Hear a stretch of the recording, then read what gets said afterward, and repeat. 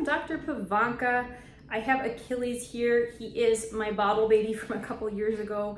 And with that, he does definitely have opinions. He's already grumbling at me as it is. He is gonna help me show you kind of a basic how to clean ears real quick. He's not so happy he's already had his dinner, but he definitely has strong opinions. So typically with that, I'll go ahead and get a towel and use it as a smock to kind of go around so they can't necessarily shake their head and get a mess everywhere. Because I'm not gonna actually use ear cleaner, I'm using an empty bottle today. I don't really need that. Now the big thing I wanna tell you is how to apply the ear wash. I would make sure that you have an ear wash that is vet approved. I will say there's a lot of things online that aren't necessarily safe, but say they're safe.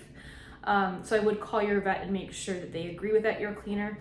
I know that I've definitely told people, hey, you know what, I prefer using the Epiotic or the Duxo Micellar or even the Triz EDTA ear wash, depending on the pet.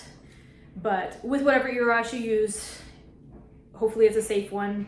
Go ahead and either squirt it from a distance into the ear or even put it in the ear to squirt it. If you put it in the ear, go ahead and continue to squirt as you pull the applicator out of the ear, just because if you don't, you're going to go ahead and cause pressure to suck material back up into the bottle, and that might cause a little bit of a bacterial contamination or yeast contamination in your bottle of ear cleaner, so you could cause more trouble with that. Now, typically after you go ahead and apply that ear cleaner to the ears, you'll go ahead and massage the base of the ears. They'll go ahead typically and shake their head. If they don't shake their head, that's okay. I would go ahead and clean the outside or the ear penna, either with a swab or a cotton ball. I wouldn't put anything too deep in the ear just because things can get caught, just like in our ears. That said, they don't typically have as much issues as far as, I know, honey, but you had a hair right there. As much issues as far as they typically have a little bit of a turn in their ear canal. I still probably wouldn't recommend doing anything deep.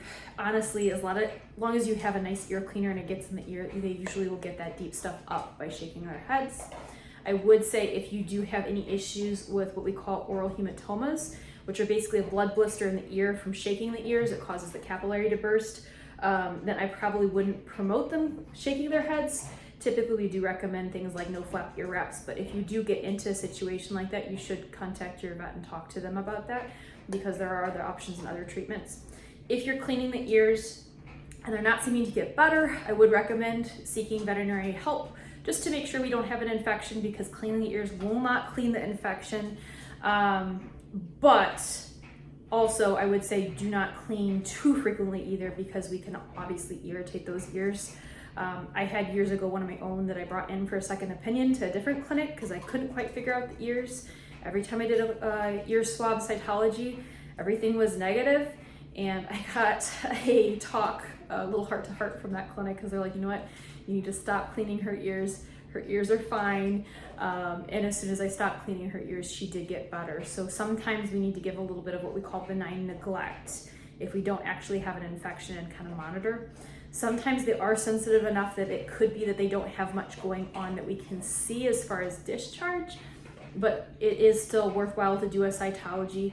With veterinary medicine, we typically always do a cytology just to make sure we're picking the right ear medication, as well as we like to look in the ear to make sure the eardrum is still there so we don't have any issues with them going deaf from medication.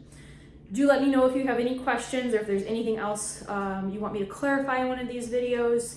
But at the end of the day, whenever you're doing something as far as taking care of them at home, do make sure that you touch base with your vet if you have any questions, just to make sure that there isn't anything that we can change, because it does depend on case-by-case basis what's going on.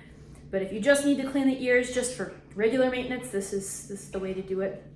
With our cats, we don't have to worry about it as much, but with some dog breeds, you might want to talk to your groomer about ear plucking, because that sometimes is helpful too.